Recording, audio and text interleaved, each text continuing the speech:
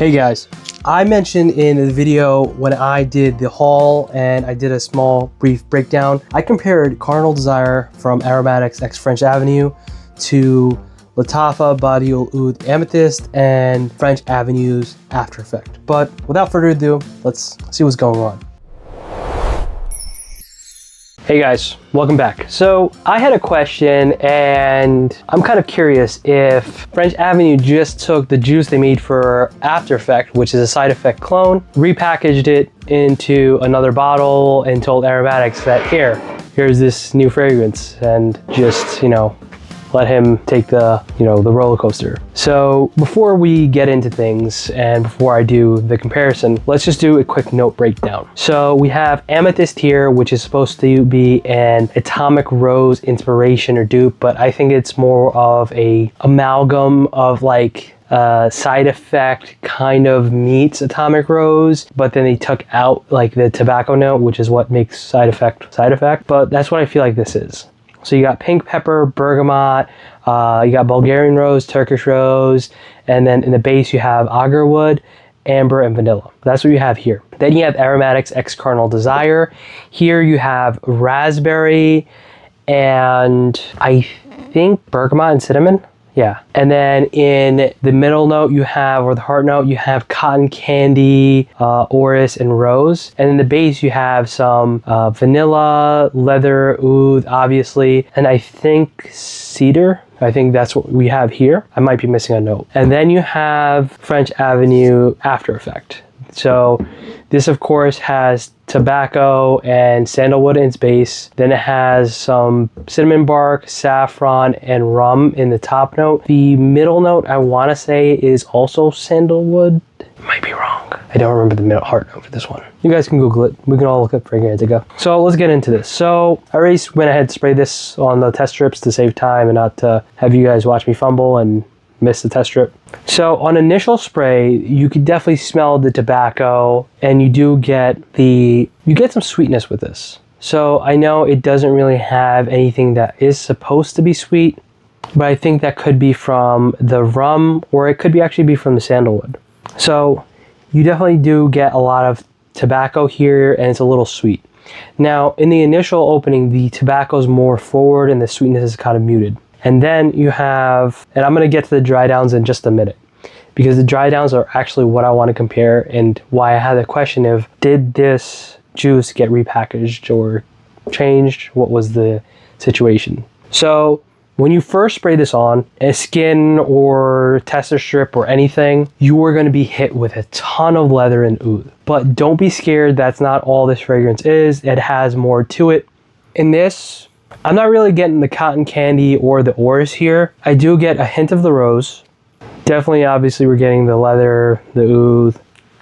Honestly, I don't really smell the cedar. I smell a little bit of the vanilla, I guess, but not too much. So this, I would say, if you're going to be spraying it, if you want to smell it, this is essentially like most wanted elixir, but a dialed down leather note. So like me personally, I don't actually like the leather note in most wanted elixir. So if you don't like that leather note, but you want that kind of raspberry sweetness, you could get it with this. But in all honesty, the raspberry is not that strong, even as you first spray it on and everything like that. I'm not sure if that's just, the quality of the oil that was used for this, but honestly, the raspberry is like very muted. Like you could tell it's there. You could tell it's some kind of fruit. Like when I first smelled it, I was like, there's some kind of fruit there.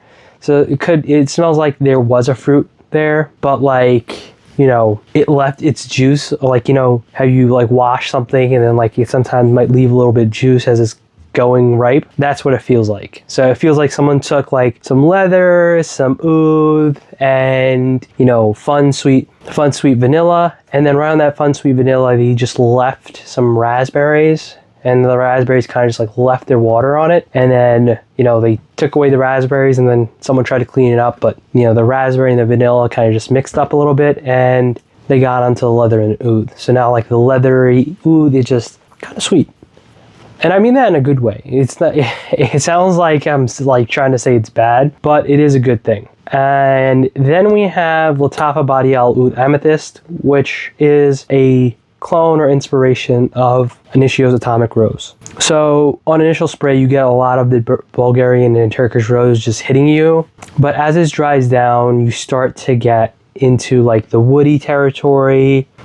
You get a little bit of that oud and a little bit of that vanilla. A bit of amber? I think there is also amber in here. Not sure. I think there is amber. But you really don't get the top notes in here. Pink pepper, bergamot, you're not going to really smell those because of just how strong the roses are and everything. But these all three kind of stay in the same vein. And what I mean is, you know, you have all these rich, you know, musk-like, you know, darker woody components. And because of that, they all kind of have similar aromatic components.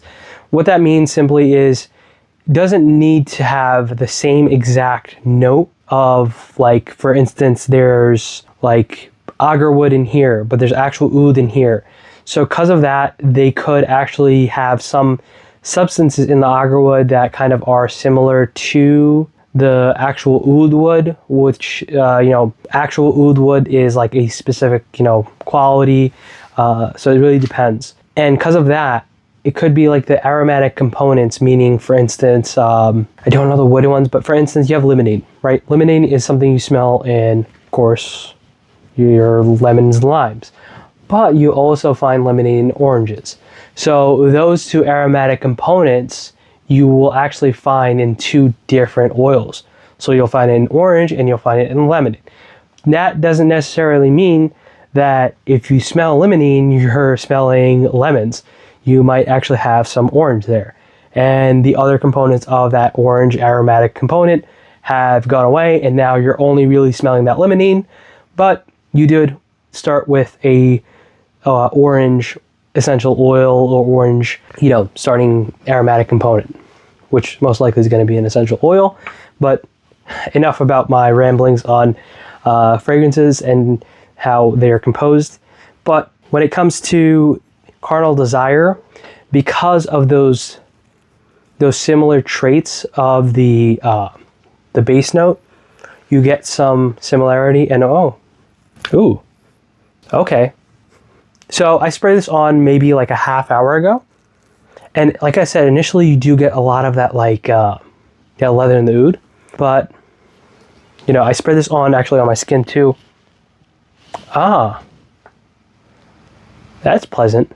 So I haven't done a full wear test of this. I'm going to be honest. It's the summer and I'm not trying to spray on something so heavy. But so the first like 15 minutes, you know, it has that strong leather component. And then as it dries down, it has somewhat of a similar DNA to this. So, you know, somewhere around like the 20-minute mark, it shares a lot of similarities to this. And that's why I like initially felt like, I was like, wait, did they just repackage this juice? But oh wow, so wow. So I totally take back what I just said about the raspberry in this. Wow, you really do get the raspberry. Okay, so you have to give it time. Yeah, no, I definitely smell it now. So that's interesting.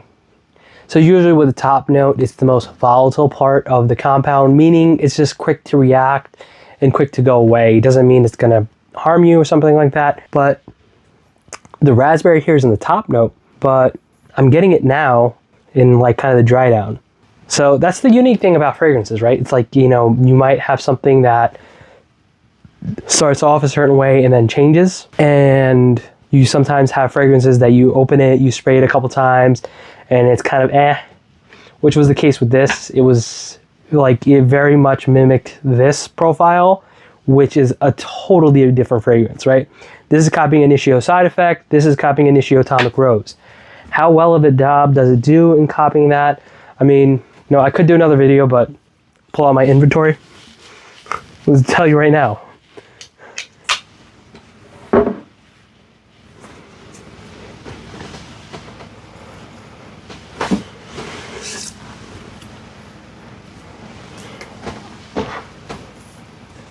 I mean, it definitely does a good job in capturing rose, but Initio side effect just does rose so well. Like,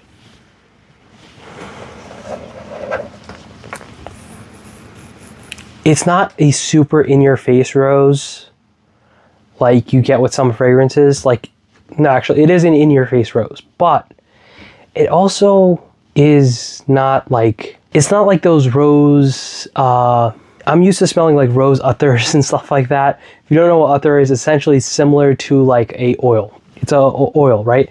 So I'm used to smelling rose oil off of like old uncles, and that made me actually abhor the scent of rose for the longest time, because it's like, it's just a ton of rose concentrate and like a little bit of oil, and so like you smell it and it's just not a fun thing. But this is Atomic Rose. Even if you actually hate roses, you might like this. And if you like roses, then you're gonna 100% love this. And then you have Lataffa Badee Al-Oud Amethyst.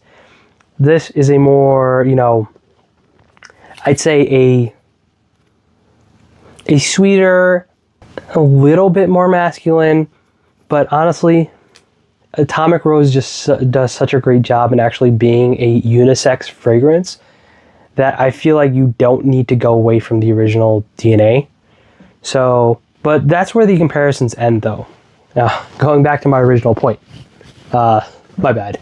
So going back to my original point is, did they just take this juice and put it into here? Actually, no. So in some period of the dry down, you definitely do get like parallel DNA, but that just is probably the, oh my, okay, I don't know why, but every time I give this a moment to dry down, the raspberry note just gets stronger. Oh God. Okay, French Avenue. You actually did a good job with this. I'm surprised. Like, I'm genuinely surprised. Like, the raspberry note, you don't, like, I did not smell the first time around, but I guess after kind of letting the bottle cool down and everything like that, because it did get delivered in the summer and it has been hot, and I'm sure it's not like, you know, 5 degrees in the Bay. So, but I have to say, like, this is actually kind of good. And I'm not a fan of some of French Avenue's newest iterations, like Essence de Blanc. I'm not the biggest fan of, but this one, don't hate it. Yeah, if you like Most Wanted Elixir, or if you want to like Most Wanted Elixir, but that leather note just kind of makes you go, this actually is definitely a safe buy then for that. But nothing's really a safe blind buy. This is the whole point of getting samples, or what we call them decants, but that's the whole point. The whole point is to see what works for you, what works with your skin. You know, I sprayed this on a little while ago, and I'm still getting more of that raspberry note as it dries down. So that's how this fragrance just works. But then there's also the interaction with the DNA. So that's why I encourage you guys buying, you know, samples or decants, as we call them. So all of these are actually available for sale at my site, all samples at least. So I just take these bottles and I put them into smaller ones so you guys can test them out, which is actually really useful for the clone fragrances, because if you have something like, well, do I have it here? No, actually I do. Oh, so if you have something like this right here, Club de Nuit Iconic, when you first get this bottle or bottles like this, not fun. It's really not. But after like a couple of weeks and you come back to it, this thing becomes so close to the Bleu de Chanel family that you will kill this bottle within a week or a month. It took me 3 weeks to kill my bottles. But on my site, whatever I sell, I always try to make sure it's sprayed out a couple of times, let oxygen get in there. It's not maceration, as we like to call it, or, you know, maturing, or whatever someone wants to call it. It's essentially just oxidation, guys. You know, you're letting oxygen into the bottle, oxygen comes in. But I'll actually do a video on that instead of boring you with that talk now. So, like I said, guys, I answered my question. No, the clickbait is wrong. This is not just repackaged and sold into this. They actually definitely did a great job making this fragrance, and I do appreciate Arab houses doing their own thing, like we see with Afnan's Rare Reef. It's a Pacific Chill twist, and I'd love to see more fragrances like this, like Afnan's Rare Reef, and things like that. I think they're definitely a welcomed new avenue to all these Middle Eastern fragrances. But I'll see you guys next time. Spend better, spray smart.